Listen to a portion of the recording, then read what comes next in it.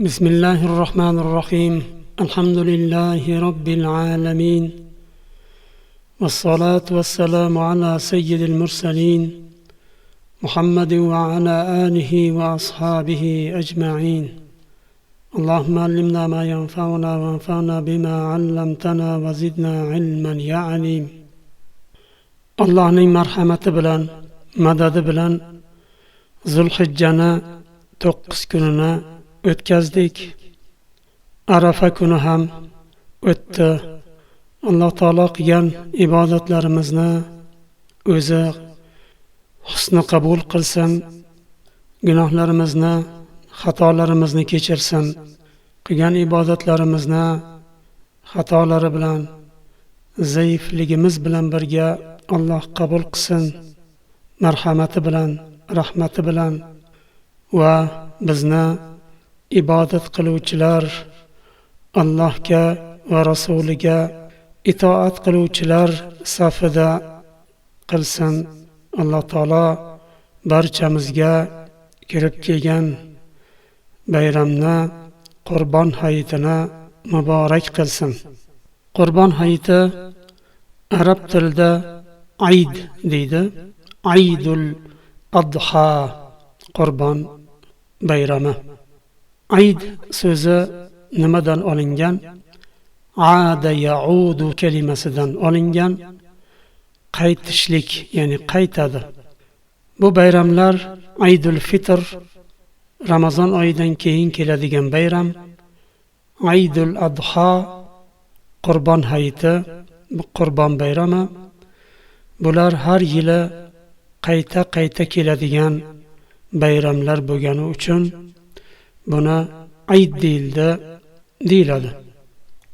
Ramazon bayrami va Qurbon bayrami Alloh taolo musulmonlarga ne'mat qilib bergan ikkita bayram hisoblanadi va Allohning shiorlaridan, islomiy shiorlardan hisoblanadi.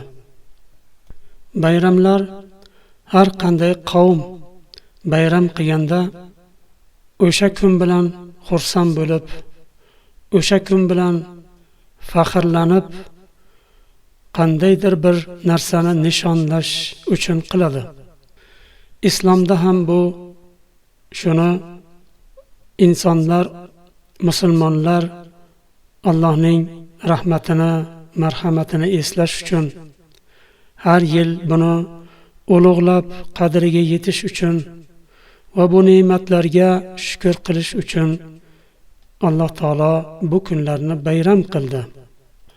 Alloh taolo Yunus surasida aytadi: "Qul bi fadlillahi va rahmatihi fabidhalika falyafrahu huwa khayrum mimma yajma'un."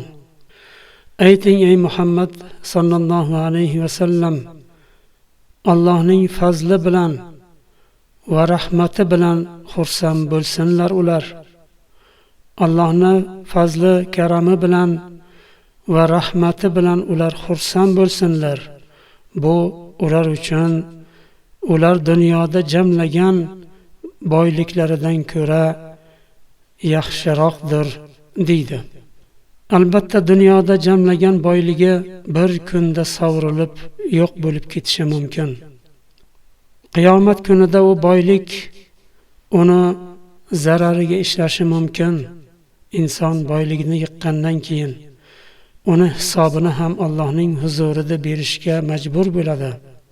Lekin Alloh taolo nozil qilgan Qur'on ne'mati, Alloh taolo insonning qalbiga joylashtirgan iymon ne'mati, bular albatta butun dunyoni matolarini yig'ib kelsa ham, oltin, kumushlar, brilliant, boshqa hammasini yig'ib kelganda ham ular Allohning bergan ne'matlari, hidoyat ne'mati, iymon ne'mati, sog'lik, salomatlik, aql ne'matida ko'ra afzal bo'la olmaydi. Albatta Allohning bu bergan ne'matlari har qanday ne'matdan ko'ra ustun. Chunki insonga Alloh taolo bergan ne'matlardan eng afzali iymon, hidoyat ne'mati. Islomda 3 ta bayram bor. Birinchi bayram har haftada takror keladigan Juma kuni. Juma kuni musulmonlar uchun bayram. Agar g'ayri musulmonlarning bayrami bir yilda 20 ta 30 ta bo'ladigan bo'lsa, musulmonlarning faqat Juma bayrami bir yilda 52 marta keladi. Har hafta bayram. Juma kuni musulmonlar uchun bayram. Undan tashqari ikkita katta bayramlar Ramazon bayrami bilan Qurbon bayrami. Imom Abu Davud Anas radhiyallohu anhu dan rivoyat qilgan sahih hadisda Anas radhiyallohu anhu aytadilar: "Qadima Rasululloh sallallohu alayhi va sallam al-Madina va lahum yawman yal'abuna fihima فقال ما هذان اليومان قالوا كنا نلعب فيهما في الجاهلية فقال رسول الله صلى الله عليه وسلم إن الله قد أبدلكم بهما خيرا منهما يوم الأضحى ويوم الفطر." aytadilar, Anas radhiyallohu anhu Rasululloh sallallohu alayhi va sallam Madinaga keldilar va Madina ahlini bayram qilgan 2 kuni bor edi. Ular 2 kunni bayram qilib o'yin kulgi qilishar edi. Rasululloh sallallohu alayhi va sallam so'radilar, bu 2 kun qanaqa kun? Ular aytdilar, biz jahiliyatda bu 2 kunni nishonlab o'yin kulgi qilar edik dedilar. Shunda Rasululloh sallallohu alayhi va sallam aytdilar, Alloh taolo sizlarga bu 2 kunni evaziga boshqa bayramni badal qilib almashtirib berdi. U Qurbon bayrami bilan Ramazon bayrami dedilar. Imom Buxoriy va Muslim sahihlarida tahrij qilgan hadisda Rasululloh sallallohu alayhi va sallam aytadilar: "Inna likulli qawmin 'aydan va hadha 'ayduna." Aytadilar sallallohu alayhi va sallam, albatta har bir qavm uchun bayram bor va bu bizning bayramimizdir dedilar. Bu hadisni olimlar aytadilar, har bir qavm uchun o'zlari chiqarib olgan bayramlari bor, ammo bu kunlar Ramazon bayrami bilan Qurbon bayrami bizning bayramimizdir deyaptilar. Bu yerda olimlar aytadilar, bizning bayramimiz bu. Ularning bayrami, o'zlarining bayrami bor, lekin bu bizning bayramimiz deyaptilar. Bu yerda olimlar aytadilar, islom bayrami bilan g'ayri islom bayramlarini ajratdilar bu yerda. Shuning uchun ularning bayrami, masalan, yangi yil bo'lsin, boshqa nimalar bo'lsin, Rojdestvo deydi ruslarda, Iso alayhisalomning tug'ilgan kunlari, ya boshqa bayramlari ham ko'p ularni, lekin ular islom bayrami emas, musulmonlarning bayrami emas. Ular qaysi qavm chiqargan bo'lsa, shularning bayrami va bizning bayramimiz bu Qurbon bayrami bilan Ramazon bayramidir. Qurbon bayrami bilan Ramazon bayrami, Alloh taolo buni bayram qilib berdi musulmonlarga. Bu kunlarda Allohni ulug'lash va Allohning ne'matlariga, iymon ne'matiga, hidoyat ne'matiga, islom ne'matiga shukr qilish uchun. Alloh taolo yer yuzi fasodga to'lganda, odamlar farzandlarini o'ldirayotganda, tiriklayin ko'mayotganda, butlari uchun qurbon qilib yuborayotgan bir vaqtda Alloh taolo yer yuziga islom ne'matini nozil qildi va payg'ambar yubordi va odamlarni halokat yoqasidan qutqardi. Bir qismini albatta qutqardi, iymon bilan Allohning huzuridan tushgan hidoyat bilan bu insonlarni islomni qabul qilgan, payg'ambarga ergashgan insonlarni halokat yoqasidan qutqardi. Bu juda ham buyuk bir ne'mat. Mana shu ne'matlarga shukr qilish uchun va shu ne'matlar bilan xursand bo'lish uchun Alloh taolo ikkala bayramni bayram qilib tayinladi. Ikkala bayram ham islomning bir rukni bilan bog'langan. Ramazon bayrami ro'za. Ro'za islom rukunlaridan bir rukun. Ro'zani to'la ado qilib bo'lgandan keyin bu islomdek buyuk ne'matni shukriga Alloh taolo Ramazon bayramini bayram qildi. Musulmonlar bunday buyuk rukunni ado qilganlaridan keyin bir kun bayram qiladilar. Qurbon bayrami esa bu ham haj bilan bog'liq. Haj amallarini qilib bo'lganlaridan keyin bayram qiladilar. Ramazon bayramida odamlar ro'zani kamchiliklari kechirilishi uchun musulmonlar bir oy Ramazon ro'zasini tutadilar. Ro'zani kamchiliklarini kechirilishi uchun fitr sadaqasini chiqaradilar. Shuning uchun fitr sadaqasi tuhratun lis-soim va tu'matun lil-masakin deyildi. Ro'zadorlar uchun bu poklik, xatolarini poklaydi. Ramazonda bilmay g'iybat qilib qo'ygandir, qandaydir bir xatolar qilib qo'ygandir, shularni poklaydi. Allohning marhamati bilan, izni bilan va tu'matun miskinlar uchun ovqat bo'ladi bu. Miskinlar bundan foydalanadi. Bayram kunlarida bu fitr sadaqasini bayram namozidan oldin chiqariladi. Yo Ramazonning oxirida beriladi, yo bayram namozi o'qilmasidan oldin chiqariladi. Bayram kunlari ro'za tutishlik mutlaqo joiz emas. Kim bilib turib ro'za tutsa gunohkor bo'ladi. Chunki bayram kuni yeb ichib xursandchilik qilinadigan kun, ro'za tutiladigan kun emas. Alloh u kunni bayram dedi. Xursand bo'ling, yeb iching dedi. Siz u kunni shukrini qilib yeb ichasiz va xursand bo'lasiz. Va ro'za tutishdan qaytardilar.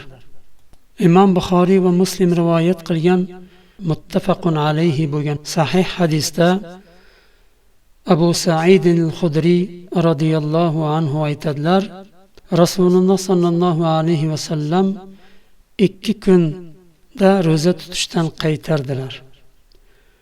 Ramazon bayrami va Qurbon bayrami. Mana shu bayram kunlarida ro'za tutishdan qaytardilar. Bayram kunlarining buyuk bir sunnatlaridan bayram kunlarida, Ramazon bayramida va Qurbon bayramida takbir aytishlik sunnat. Alloh taolo Baqara surasida aytadi: "Va litukmilul iddata va litukabbirullaha ala ma hadakum va la'allakum tashkurun." Va litukmilul iddata, bu sanoqlik kunlarni to'ldirishingiz uchun, Ramazon oyini ro'zasini to'la tutib bitirishingiz uchun, va litukabbirullaha ala ma hadakum, Alloh taolo sizlarni hidoyatlagani sababli Allohni ulug'lashingiz, takbir aytishingiz uchun va shukr qilishingiz uchun Alloh taolo bu bayramni sizlarga mashru' qildi degan mazmunda oyat bor. Ramazon bayramida bayram kechasi boshlanadi. Ya'ni Ramazonning eng oxirgi kuni og'iz ochgandan keyin boshlanadi.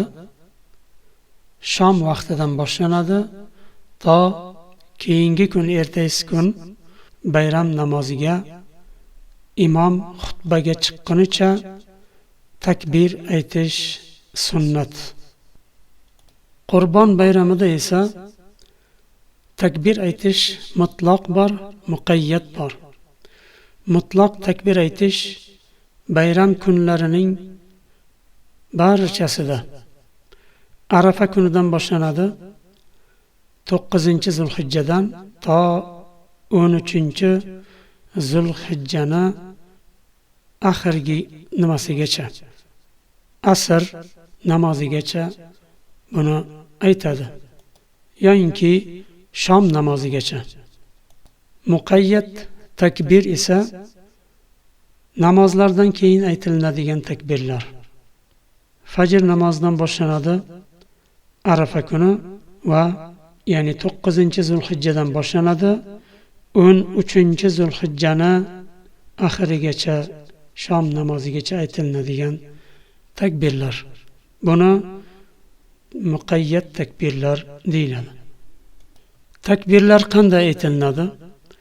Allohu akbar, Allohu akbar, la ilaha illalloh, vallohu akbar, Allohu akbar, valillahil hamd. Takbirlar mana shunday aytiladi. Takbir aytganda tovushni chiqarib aytish sunnat.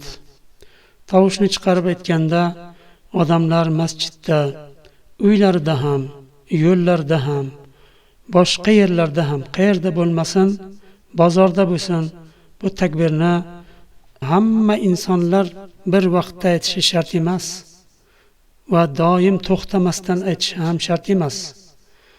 Ya'ni bir muddat aytib, yo bir marta aytib, birozdan keyin yana aytishi mumkin.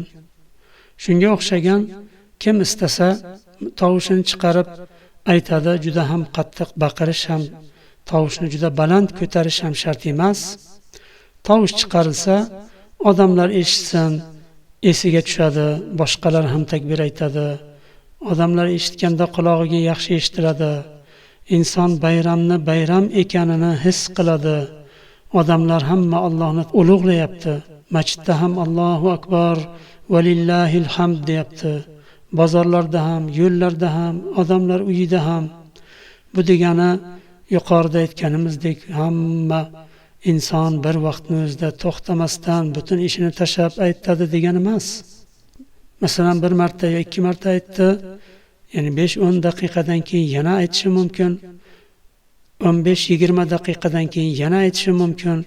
Ya'ni vaqti bilan imkoniga qarab, holiga qarab takbirni tovush chiqarib juda baland bo'lmasa ham o'rta holatda tovushini chiqarib aytganda odamlar eshitganda qulog'iga bu yaxshi eshitiladi. Bayramni bayram ekanini his qiladi.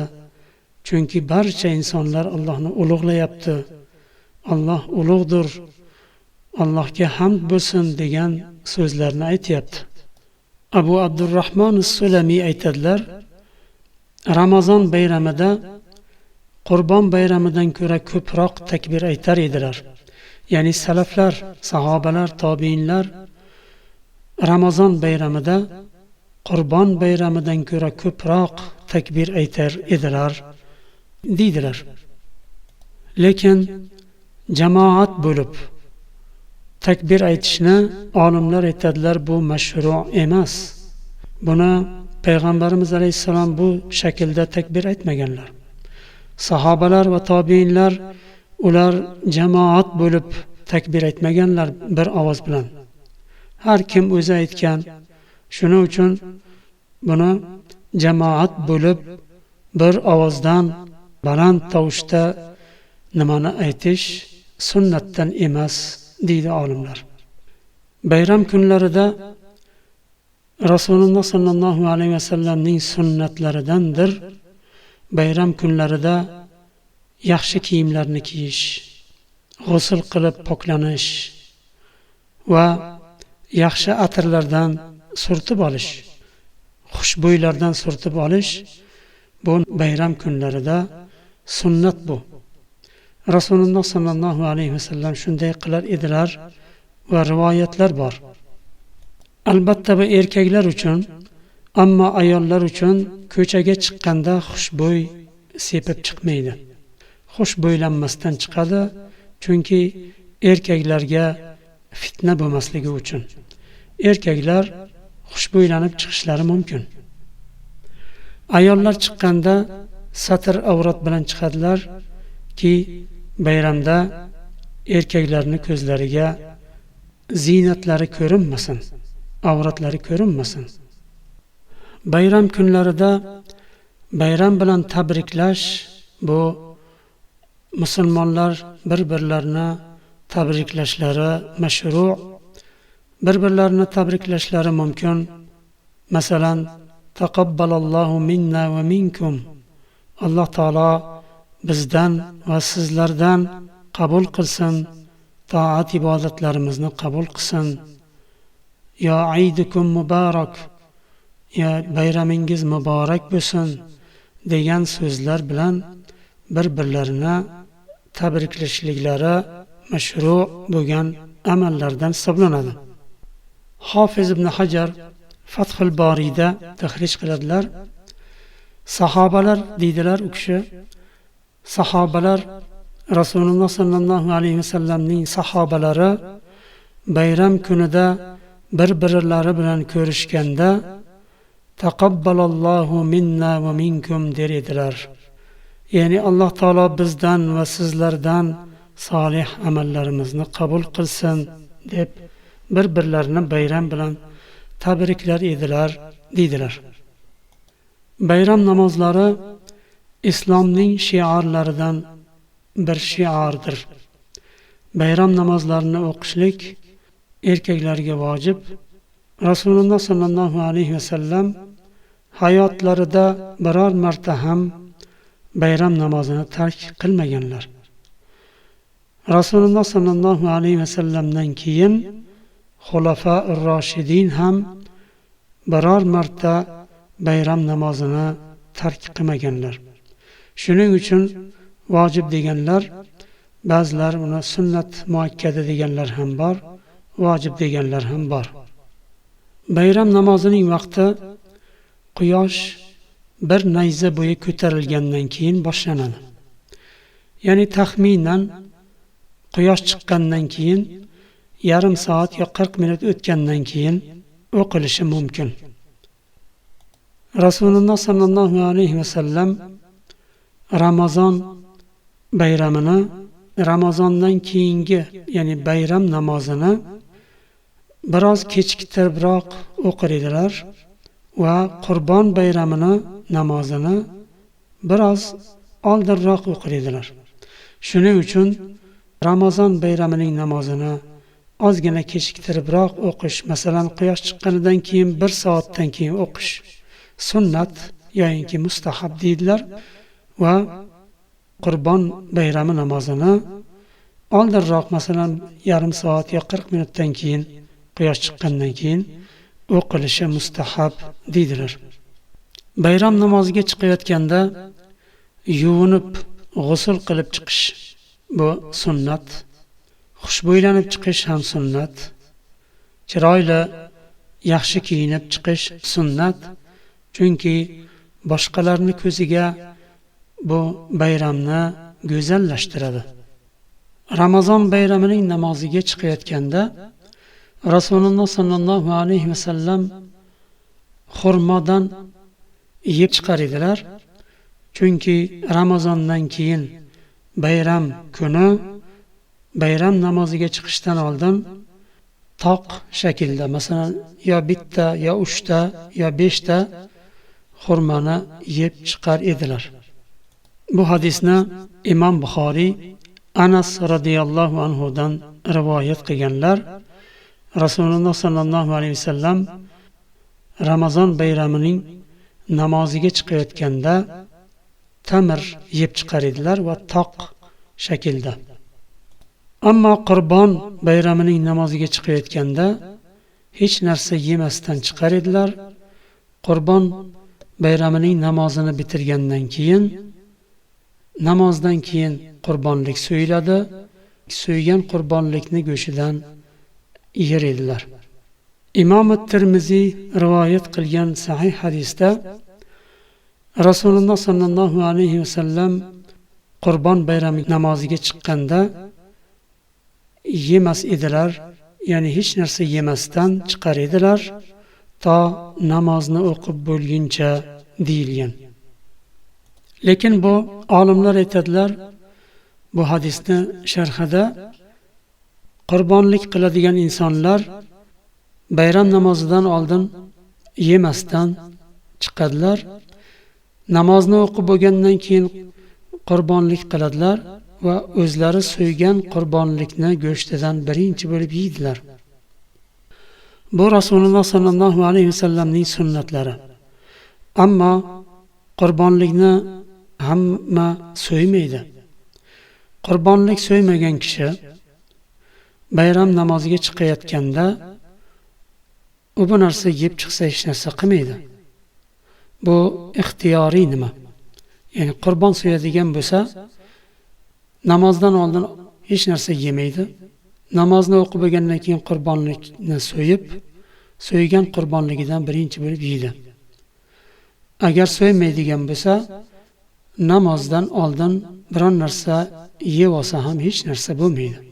Alloh taolo bayramlarda Rasululloh sollallohu alayhi vasallamning sunnatlariga ergashishni nasib qilsin. Barchamizga bayramlarni, bu kunlarni muborak qilsin. Toat ibodatlarimizni Alloh dargohida qabul qilsin. Subhanakallohumma va bihamdik, ashhadu an la ilaha illa ant, astaghfiruka va atubu ilayk.